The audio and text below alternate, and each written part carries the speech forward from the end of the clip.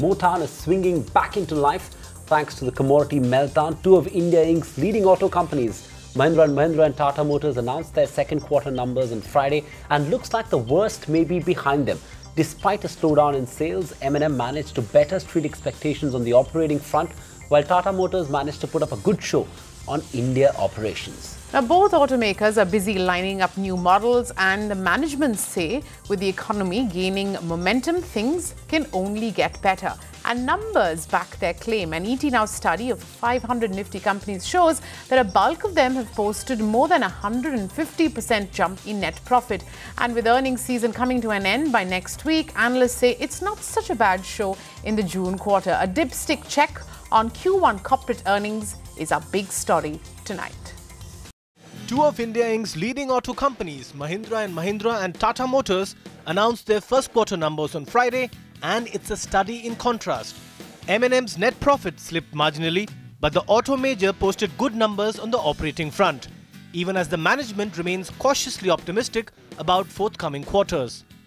This time around, in spite of double the volume drop for tractors, in fact the largest volume drop in a decade, we still generated a profit after tax for the quarter of 617 crores. That's after adjusting for exceptional and one-time items. Monsoon has behaved reasonably well, and as a result of that, many of the businesses around have done better than what was thought. Market has also become very competitive. There are many new launches happening, so one will have to fight it out. We would hope that our products that we launch will succeed. On the other hand, Tata Motors' profits suffered a 48% fall, dragged down by the weak JLR sales from China. But the management is betting on new launches in Europe as well as the US to rev up sales and compensate for the China slowdown. We continue to believe China will see growth over the long term. This year it's a little more difficult because we have several product launches coming up and ramp up happening in the JV as well. With just a week to go for the peak earnings season to come to an end, India Inc. has done well on the profit front, thanks to the commodity meltdown. On an average, a bulk of the Nifty 500 companies posted over 150% jump in profits, despite a fall in sales.